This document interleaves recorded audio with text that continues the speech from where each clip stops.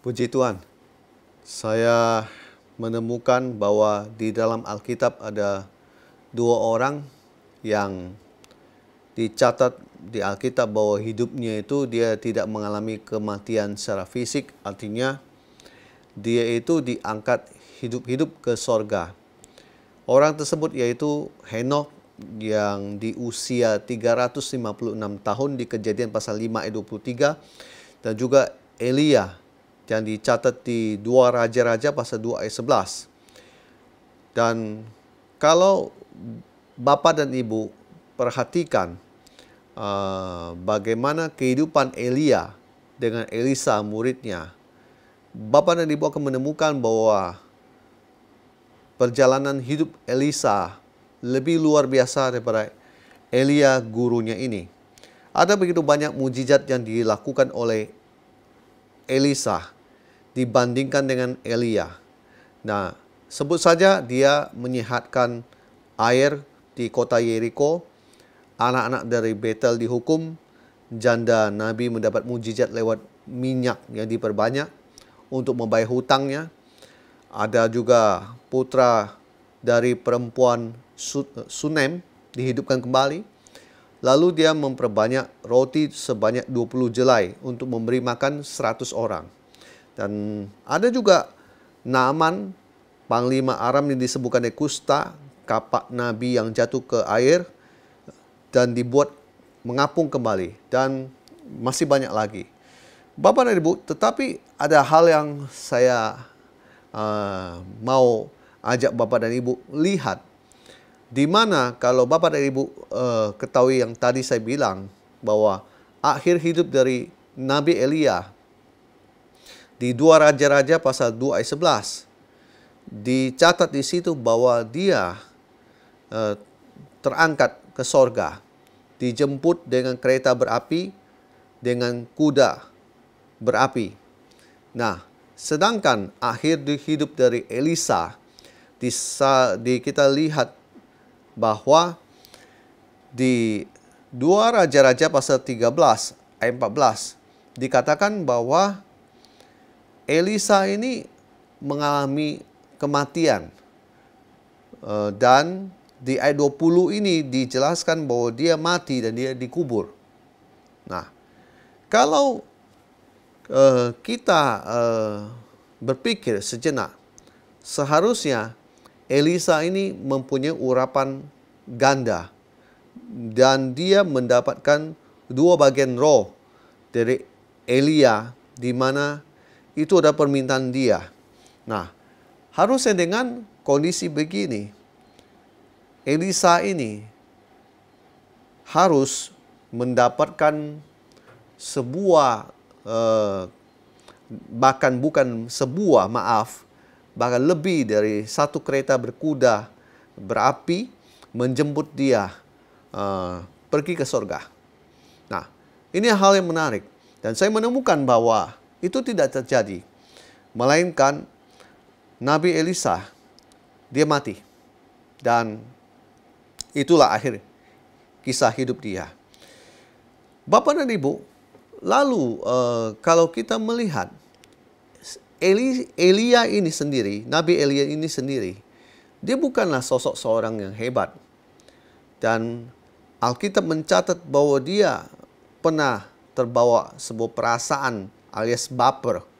Dia mengatakan di 1 Raja-Raja pasal 18 ayat 22 bahwa dia bilang, hanya aku tinggal seorang diri sebagai Nabi Tuhan. Nah, padahal Obaja, kepala istana, mengatakan pada dia di 1 Raja-Raja pasal 18 ayat 4, dikatakan bahwa dia menyembunyikan ada 100 orang nabi yang masih hidup. Dan dia mengurus makan dan minum mereka. Dan bahkan Tuhan sendiri berkata di 1 Raja-Raja pasal 19 ayat 18 bahwa dia masih meninggalkan 7.000 orang di Israel, yakni semua orang yang tidak sujud menyembah Baal dan mulut yang tidak mencium dia. Padahal di sebelumnya, waktu Tuhan tanya kepada Elia, Elia bilang tinggal dia seorang diri.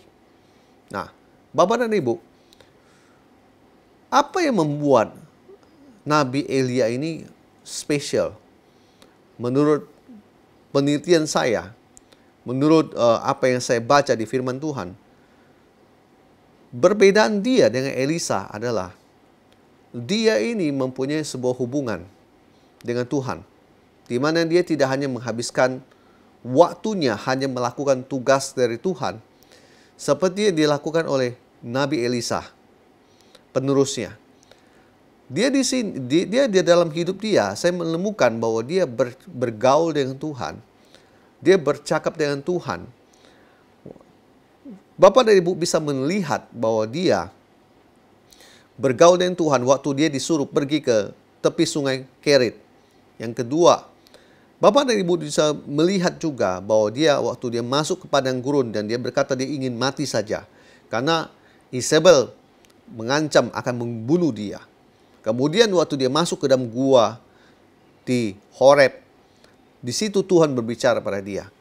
Saya tidak menemukan bahwa dalam perjalanan kisah Elisa, Tuhan bergaul sedemikian dengan dia. Nah, Elisa meminta 2 bagian dari roh dari Nabi Elia. Artinya dia meminta urapan ganda dari Elia. Karena semasa hidup dia, hampir kurang lebih 8 tahun dia mengikut gurunya ini. Dia melihat banyak perbuatan mujizat yang gurunya lakukan. Nah, Elisa ini tidak belajar bahwa ada satu hal, bahwa Elia pastinya dia mempunyai hubungan yang baik dengan Tuhan, sehingga dia bisa melakukan semua itu. Nah, tetapi sayangnya Elisa fokusnya hanya urapan, bukan kepada yang mempunyai urapan dan memberikannya kepada Elia. Nah, Bapak dan Ibu, apa yang saya lihat di sini adalah sama dengan hari ini, di mana orang mengejar kehebatan yang mungkin tampak baik untuk sesaat mata. Mereka lupa bahwa sumbernya itu sendiri adalah Tuhan. Karena Tuhanlah yang mempunyai urapan itu. Nah, orang lebih memilih urapan itu ketimbang bergaul dengan Tuhan. Padahal kalau dengan kita bergaul dengan Tuhan, otomatis urapan itu kita akan dapat. Nah, saya menemukan bahwa orang sekarang maunya instan. Dia mau mengejar urapan dari Tuhan, tetapi dia tidak mau berhubungan dengan Tuhan. Nah, bisa dikatakan bahwa dalam kehidupan ini, jika kita menginginkan seseorang, tetapi kita tidak mau dia sebagai istri kita ataupun suami kita, kita melakukan sebuah pelacuran. Bapak dan Ibu, kesannya mungkin keras dan kasar, tetapi itulah fakta. Tuhan mau kalau kita harus berhubungan dengan dia. Kita harus bergaul dengan dia. Nah, saya percaya lewat kita berkomunikasi, bergaul dengan dia, urapan itu pasti kita peroleh. Nah, apa yang saya mau sharekan kepada Bapak dan Ibu begini. Karunia bukan yang utama, tetapi hubungan dengan Tuhan itu yang terutama. Itu yang terutama. Saya ulangi lagi. Karunia bukan yang utama, tetapi hubungan dengan Tuhan itu yang terutama. Itu hal yang pertama. Jadi, jangan mengejar karunia-Nya, tetapi kejar hubungan Anda dengan Tuhan. Karena lewat Anda berhubungan dengan Tuhan, Anda pasti dapat karunia. Karena karunia itu, Alkitab mencatatnya, itu gratis, itu pemberian dari Tuhan. Maka, ubah cara pikir kita. Jangan seperti Elisa. Jangan kita mengejar urapan sampai meminta urapan ganda. Tetapi pada akhirnya, kita hanya cuma menjadi seorang pelaksana. Seperti Elisa. Di masa hidup dia cuma melakukan apa yang Tuhan suruh. Tetapi dia tidak mempunyai sebuah hubungan, relationship dengan Tuhan dengan baik. Nah, yang kedua, begini. Jika engkau berkenan kepada Tuhan, segalanya akan menjadi milikmu. Sebab Tuhan memberikan kepada yang dikasihinya. Jadi Tuhan memberikan kepada yang dia kasihi. Bapak dan Ibu, kalau hari-hari Anda, yang Anda cari adalah Tuhan. Anda selalu fokusnya selalu Tuhan. Anda bukan mengejar kekayaan, bukan mengejar urapan, bukan mengejar sesuatu yang spektakuler. Tetapi Anda selalu ingin Tuhan. Maka saya percaya ketika Anda mendapat Tuhan, maka Anda mendapatkan semuanya, termasuk urapan. Bapak dan Ibu, kita harus punya hati yang benar di hadapan Tuhan. Kalau kita mau urapan, terlebih kita harus fokusnya, kita punya relationship Tuhan dengan baik dan benar. Saya percaya dengan kita mendapatkan Tuhan, hubungan kita baik dengan Tuhan, bahkan sesuatu yang tidak pernah kita pikirkan pun, Tuhan akan berikan buat kita. Saya percaya Tuhan mengasihi kita. Ketika Tuhan mengasihi kita, apapun yang kita butuhkan, termasuk urapan, Tuhan pasti memberikan yang buat kita. Miliki hubungan yang baik dengan Tuhan, bergaul dengan Tuhan senantiasa dalam kehidupan Anda sehari-hari. Jangan Anda malas untuk memulai bergaul dengan Tuhan di dalam hidup Anda. Bergaul dengan Tuhan dengan membaca Alkitab Anda, bergaul dengan Tuhan dengan berdoa setiap hari, bergaul dengan Tuhan saat ketika Anda berada dimanapun, Anda bisa berdoa dalam hati dan Anda berbicara pada Tuhan. Anda menganggap dia sebagai seorang teman. Anda menganggap dia sebagai seorang sahabat dalam hidup Anda. Sehingga ada undang-undang apapun di dalam hidup Anda, Tuhan tahu.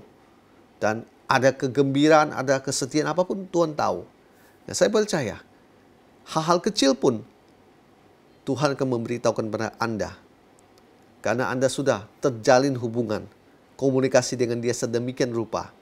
Sehingga saya percaya, pada saat Anda butuh apapun, Anda merasa Anda memerlukan urapan atau apapun, atau Anda punya impian apapun, biar Tuhan yang menjawabnya. Karena dia adalah sahabat kita. Haleluya. Biar nama Kristus terus dimuliakan dalam hidup kita. Puji Tuhan. Amin.